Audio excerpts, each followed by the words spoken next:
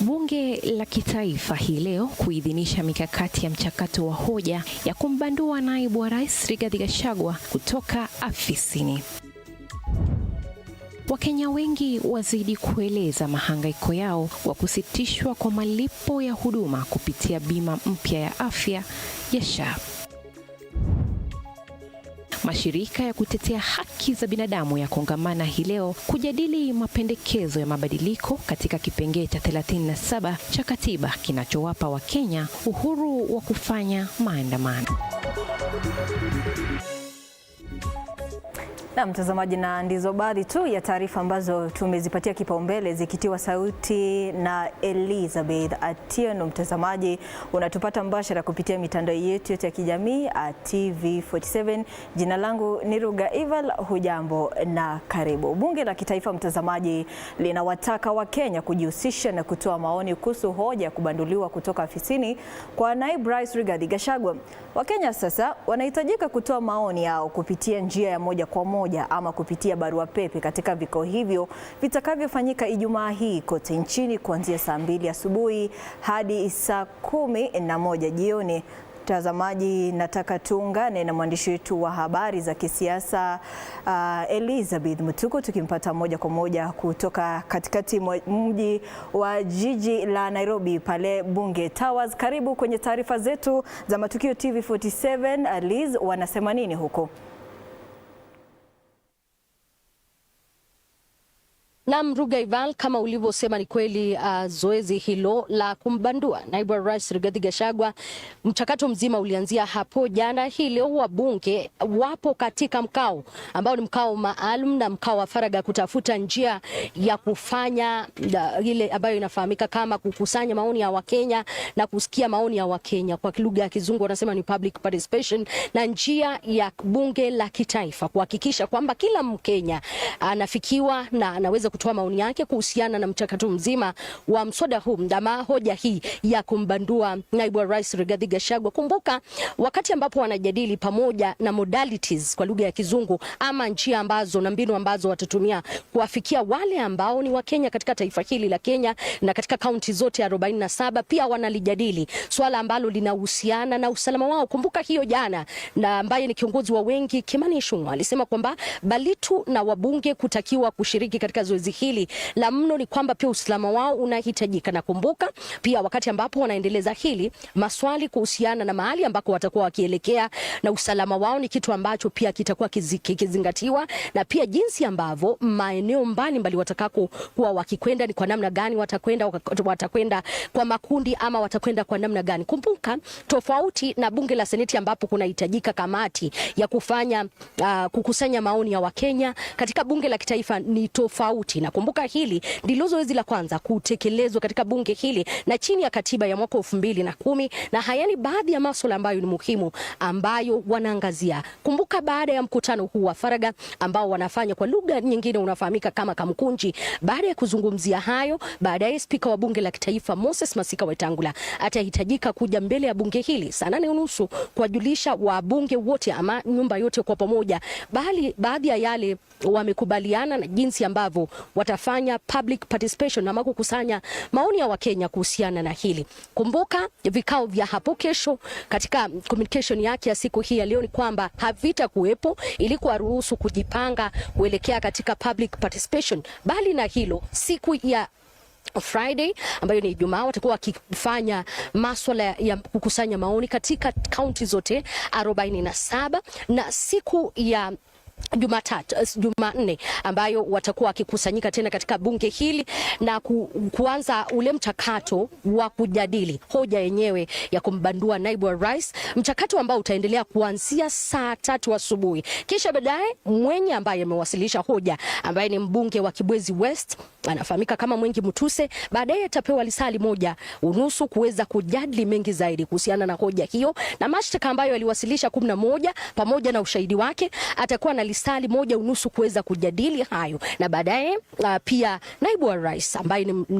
ndiye mwenye kuwasilishiwa hoja atakuwa na nafasi ya kuweza kujitetea kuhusiana na mashtaka ambayo yatakuwa yamewasilishwa mbele yake, na endapo pia hata tamani kufanya vile, anaweza akachagua mtu yeyote ambaye atakuja kumwakilisha, wakili au yeyote ambaye anahisi ako na confidence naye kuweza kumwakilisha katika masuala hayo. Kumbuka pia mchakato huu wakati ambapo watakuwa wamekubaliana pia utakwenda kwenye bunge la Seneti, na hapo ndipo kibarua kilipo, kwani hapo ndipo watajadili namna ya kuwa na kamati na jinsi swala hili linaweza kuendelezwa. Hivyo basi kwa Wakenya na kwa yote ambaye anatazama runinga hii ya TV47 ni kwamba mchakato huu upo mbali bado na mambo yanaendelea. Wanasema siku zote katika siasa mambo hubadilika, na yote wakati ambayo yanabadilika, wakati ambapo yanajadiliwa, tupo hapa kuhakikisha kwamba tunakujuza. Kwako tena studioni, Ruga Eval.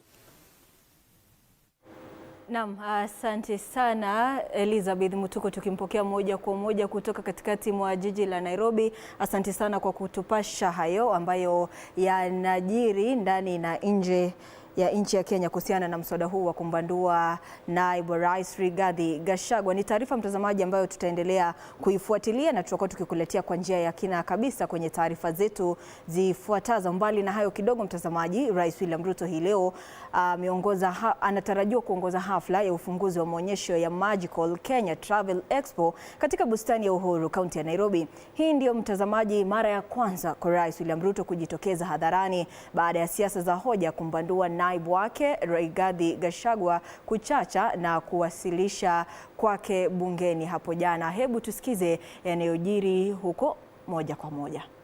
Lonely Planet said is the best top city in the year 2024. I want to inform you that you are in Nairobi, and that is where it is.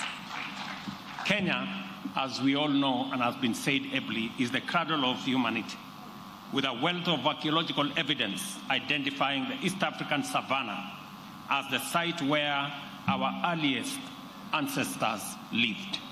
Specifically, the Lake Turkana Basin in northern Kenya is where some of the earliest human remains were discovered. We proudly embrace this heritage, welcoming you back to humanity's first home. As the Turkana people would say, Tobongu Lore, it also means welcome home, karibu nyumbani. It is with great pride that I welcome all of you on behalf of the people of Kenya, and I want to urge you to explore, connect, and celebrate.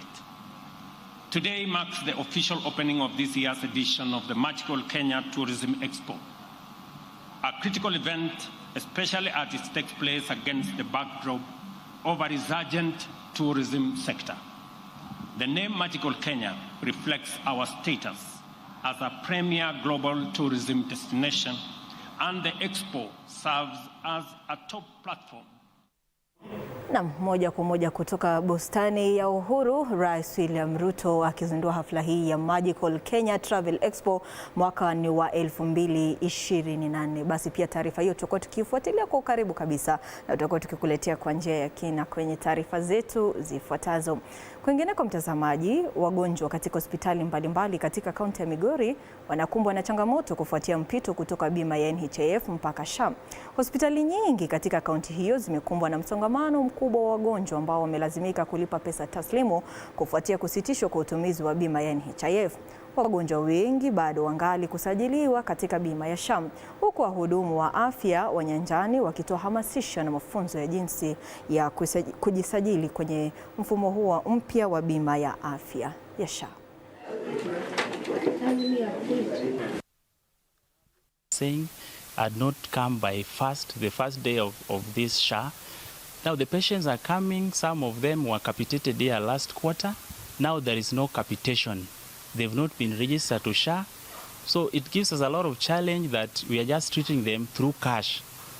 Those who cannot pay cash are just supposed to wait for their relative to send them cash, because even the gadgets that the government promised that will be installed are not installed. Received these gadgets late last evening, Between today and tomorrow, we shall be doing distribution of the gadgets which will be used for registration in all our health facilities, including the private health facilities, because people get even health services in our private facilities within Migori County. We have a team that is ready to oversee the process. We have coordinators at sub-county level, and the organization is that will definitely have hubs, mini hubs and spokes, so that the spokes are those level 3s and level 2s that will be linking patients from that low level to either mini hub or hubs where they are available. Nalo shirika la kutetea haki za kibinadamu IMLU kwa ushirikiano na shirika la International Rehabilitation Council limeandaa kongamano linalowajumuisha washikadau mbalimbali kutoa hamasisho na mafunzo za haki za kibinadamu, hususan kuhusu mapendekezo yaliyotolewa ya kufanyia mabadiliko kipengee cha 37 cha katiba kuhusu uhuru wa kushiriki kwenye maandamano. Hebu mtazamaji, tuvuke moja kwa moja tusikize yanayoendelea kuhusiana na pendekezo hili. Response to torture, and we have been documenting cases of torture for over 30 years now. Given the last 2 years' experiences around peaceful protests, we are engaging with young people to look at ways of enhancing prevention, while at the same time ensuring that the rights that are provided for in the Constitution of Kenya, and particularly Article 37 on the right to picket, are protected, safeguarded, and ensured. And so one of the things we would want to note is that you will remember we launched our report, Death, Blood and Tears, in February of this year. That report looked at the data of 2023 protests. And in that report, we did report 67 persons that had died as a result of torture. However, when you look at the total statistics, we note that over 80% in total of the number of people who were violated and who experienced different forms of injuries and the dead, majority of them are actually young people. Again, this is a trend that we have witnessed this year. And indeed, this year, we are still analyzing the data, and we'll be launching that report very soon. However, the trend is similar. Majority of those that were violated are young persons, actually almost 100%. But we'll still, wait for the data to provide the actual stats. Now, given this, the question therefore is, why? Why do we have torture happening way and years after we ratified and have even an act of parliament, the Prevention Against Torture Act 2017 in Kenya? Now, as part of the human rights movement in Kenya, one of the things we really want to just make sure that everybody understands is that the right to... Kwingineko mtazamaji, kiranja wa wachache katika bunge la kitaifa Milly Odhiambo amezindua kitabu kinachopania kuwawezesha wanawake kujiunga na nafasi za uongozi. Katika kitabu kinachofahamika kama Rig or Be Rigged, mbunge huyo amefichua kuwa amepitia mahangaiko katika ulingo wa kisiasa. Katika hafla iliyowaleta pamoja viongozi mashuhuri ikiwemo kiongozi wa chama cha NARC Kenya Martha Karua, gavana wa Kirinyaga Anne Waiguru na mawaziri Aden Duale na Opiyo Wandayi, Karua alichukua fursa hiyo na kufichua kuwa kamwe hatakubali kuwa mgombea mwenza katika uchaguzi wa hapo mbeleni. I would just want to encourage, we can't stop here. Right now, you can see the members who are coming a bit late. That's why even we dragged a little bit, because of the issue of the proposed impeachment of Rigiji. And I don't want to get into whether I support or not. That is irrelevant for our purposes now. But when you hear people talking about replacement, they're only mentioning male names. Kwani hapa kwa hii mesa naangalia hapa tayari naona wengi who can be also deputy president. Those positions of leadership in parliament have eluded women. They are still dominated by men. You check the committees, you'll see almost every other chair is a man. A woman is a deputy. I know I ran as deputy or running mate to Raila Odinga last elections, but I want to here declare that my second name is not deputy. When I run next, do not expect me to be deputy. Mhifadhi mkuu wa misitu Alex Lemakoko ameonya dhidi ya watu watakaobainika kujihusisha na kuchukua hongo pamoja na shughuli za misitu kinyume cha sheria kuwa serikali haitolegeza katika kuhakikisha wanachukuliwa hatua kali za kisheria. Akizungumza katika chuo cha kutekeleza sheria za misitu huko Soisambu, Gilgil, wakati wa kuhitimisha kadeti na wasimamizi wa misitu, Lemakoko amebainisha kuwa watafanya kazi pamoja na vyombo vingine vya serikali kushughulikia swala la misitu, akiongeza kuwa mtu yeyote atakayepatikana akisaidia au kulaghai kuharibu rasilimali za misitu atakabiliwa na nguvu zote za sheria. That's how we manage to group them. The reason why we are providing this kind of training is because forestry is no longer just about trees. Forestry is an environmental matter. It is a matter that affects national security, and in fact, conflict over natural resources itself is a matter that can escalate into situations that can interfere with the security of our own country. Yeah, the status of our forests is fairly good. We have had a lot of forest rangers, 2,700 forest rangers newly recruited and deployed to our forest. The illegalities have considerably subsided to the bare minimal, and we even expect that to become even less, given that we are going to release these commanders to the field. So we expect even the crime to go down. We in Kenya Forest Service are moving towards zero tolerance to corruption, and any officer found engaging in any corruption, corrupt practices, we immediately interdict. That is what our SOP says, and that person is left to face the law by himself or herself.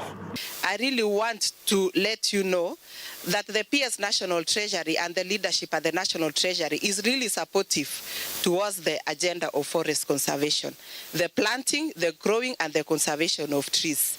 We are really dedicated towards this service. It is part of our key priorities as a government, as we are all aware, and we purpose to endeavor to make sure that we see this process come to pass.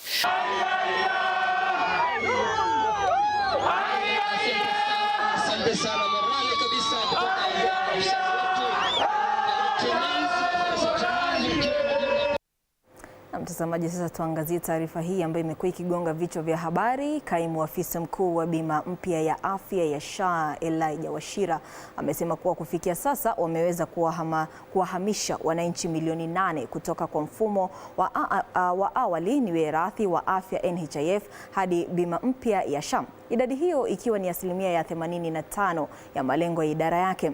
Aidha, ameelezea hitilafu za kimitambo ya kidijitali iliyoshuhudiwa hapo jana imeshasuluhishwa kikamilifu. Kwa upande wake, mwenyekiti wa kamati ya afya katika baraza la magavana Muthomi Njuki amelalamikia kuchelewa kwa mgao wa hela kutoka kwa serikali kuu, na hiyo kusababisha mikopo ya kulipa mishahara na masuala muhimu ikiwemo afya kuathirika.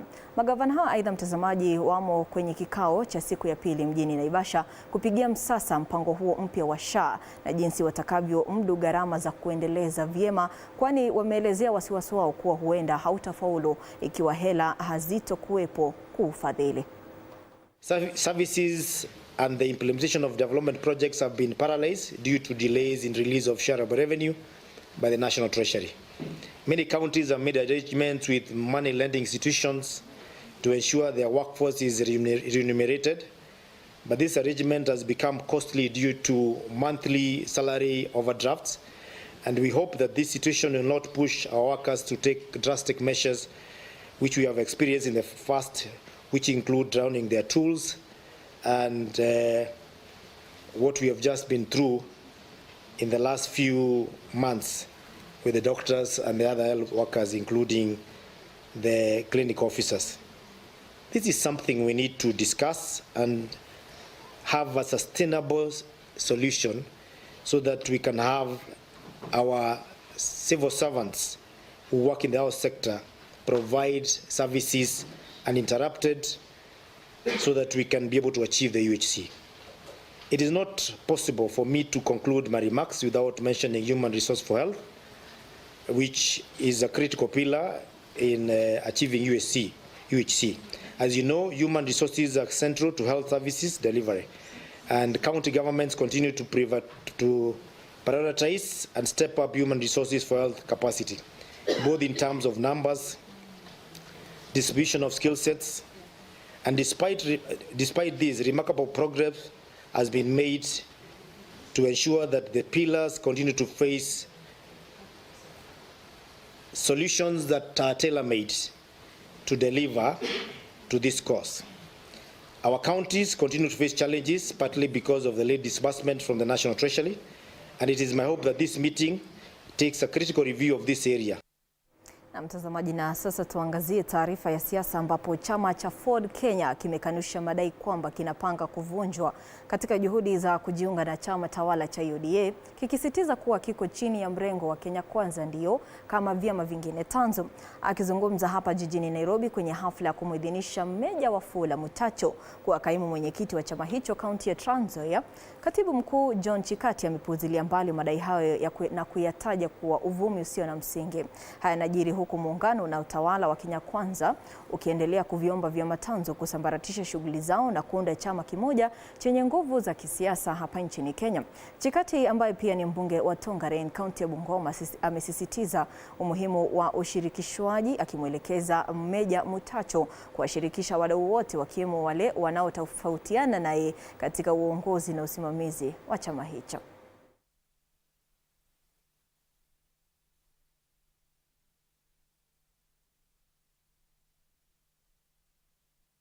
We cannot fold and join UDA. UDA is an independent party, just like Ford Kenya. We came and wrote a memorandum of understanding of forming a coalition, just like there is the Azimio coalition. So we are in this coalition to stay. And even after these elections, after 2027, we shall form again other coalitions with other parties as we move ahead. So we are not going to fold. As Ford Kenya leadership, we've established a management committee that is going to deal with discipline, and any Ford Kenya member who was involved in those fracas, who brought harm, untold harm to fellow Ford Kenya members, is going to be taken, action is going to be taken against them as per the constitution of the party. Where we see there is some weakness and whatever, we have that constitutional mandate to replace. It's just like a team. If you have a weak player, you have to replace with a strong player. And therefore in Trans Nzoia we have had a very weak player who has been leading the party. Today we have Major Mutacho in place who is going to carry on our activities. I just want to welcome all of you so that we can